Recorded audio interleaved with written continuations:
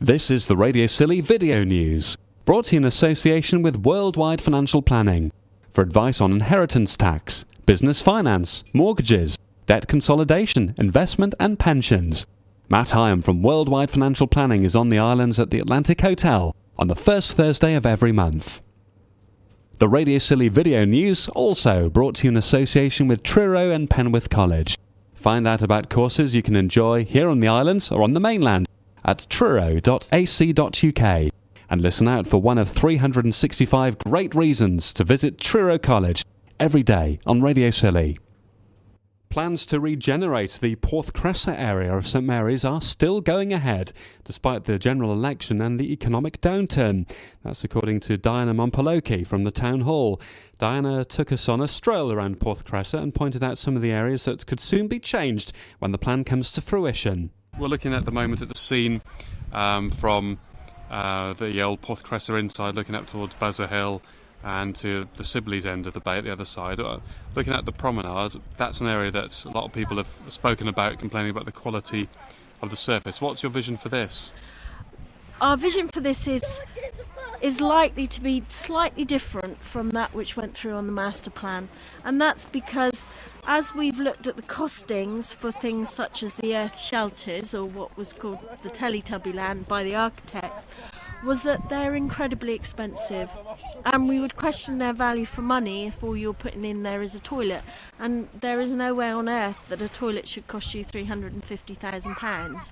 So what we're looking at now is a slightly different scheme, whereby we would still do all the resurfacing of the promenade, much better surfacing, much better steps down to the beach, much better lighting, much better public realm altogether, so that it lives up to the views that it's got. This walkway, these people are walking in front of us now, you can see the concrete ends at the edge of what was the Porthcressa Inn. You get to the first of the grassy banks by the steps before the shelter, and it's just sand and stone, and it gets muddy in the winter. How's that going to be surfaced?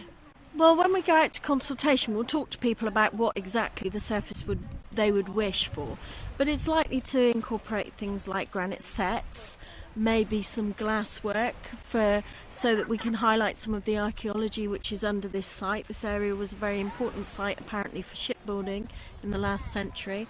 We'd also like to redesign the landscaping, keep the open space aspects, but make it more interesting, more features, make the seating more in set, make it sheltered, make some of the banks higher to deal with some of the sea defence issues further down the beach, and also then look at redesigning the shelter, take the registry office out, make that just a shelter and a toilet, but on that same footprint. What area needs attention there then? The area beyond the large wall, which I think is part of the original garrison, and some of these areas need to be looked at for flood defences, and that was in the original master plan. But obviously we need a specialist firm to look at that, people who understand flood defences, which I don't, people who have expertise in this area. And we need to make sure that whatever we're doing here fits in with the shoreline management plan, works with the flood risk that we've identified here as part of that, so that it works together and works well. Banks at the moment are, I suppose some people sit there, but they're not really that well utilised. What's your plan for this area here? Well, we'd, again with community consultation, look at completely re-landscaping these, and that may mean looking at different planting, maybe stone mazes, some of the things that people like to see and do, but very gentle landscaping and not obtrusive, and so that people can still sit here, because you need space for people to sit.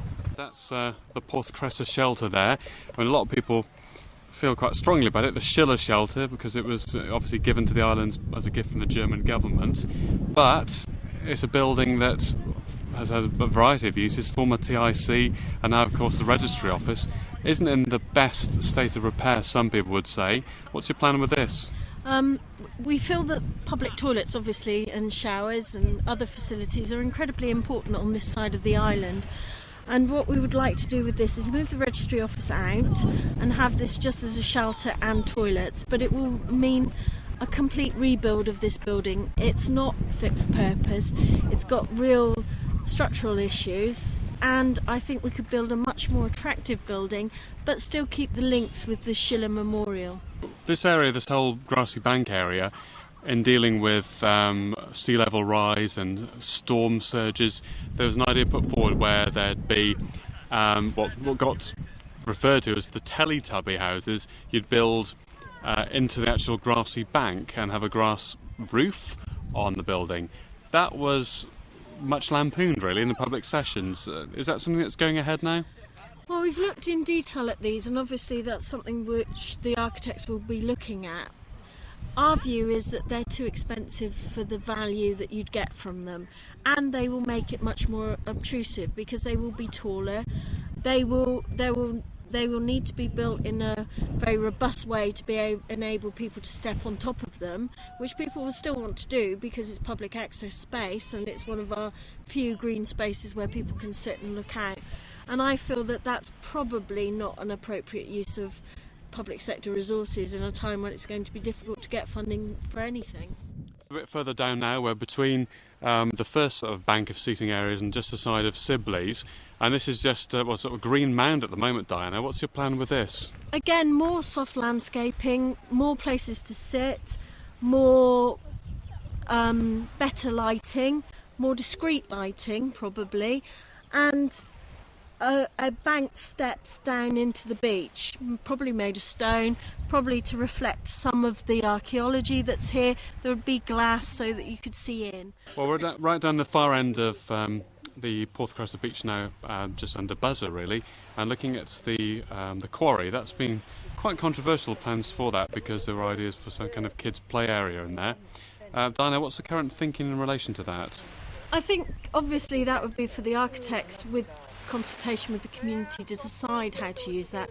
But I think what we're very keen to do is not take away from the children's play area up at the garrison, and that this lends itself much more to quiet area, somewhere where people can sit and to contemplate, and to carry on the landscaping through into this area, but then progressively make it wilder, so that then you end up at Buzzer where it's part of the more natural landscape and can continue on. Side of there is the old fire station, Dibble and Grub. What's the plan with that? As I understood it, that was going to go potentially. No, obviously the old fire station will stay where it is. What will change is the bulb store, which is the building beside of it, and the garage, which is the blue and cream building. When we go the other side of the development, you'll be able to see the plans for that area are very different in that will be the focal point for what you could sort of euphemistically call a kind of cultural quarter for the islands. Well, we're standing now behind the bulb store at the back end of Sibley's, and this, in the plans that were put forward, was going to be some kind of community square, Diana. What's the idea now? It will still be a community square, and we will carry on the landscaping and the civic pride and the public realm and the paving all throughout this square area. But if you look at the bulb store, which is in front of you, which is the old granite building with the big black doors, that's going to be the new library, hopefully, and that will be about 2.5, 3 times the size of our current library, which is behind us, and that will be a 2-storey building. So what's the timeline with this, Diana? Well, we're going out to tender to find architects for this piece of work in the next month, so people might well see that advertised and gone out, and then we will appoint the architects after a 6-week period where they'll tell us what they think they can do, and then the community will be widely consulted. They'll come up with drawings and costings. We will have a separate QS who will test those costings and make sure that we're getting best value for money.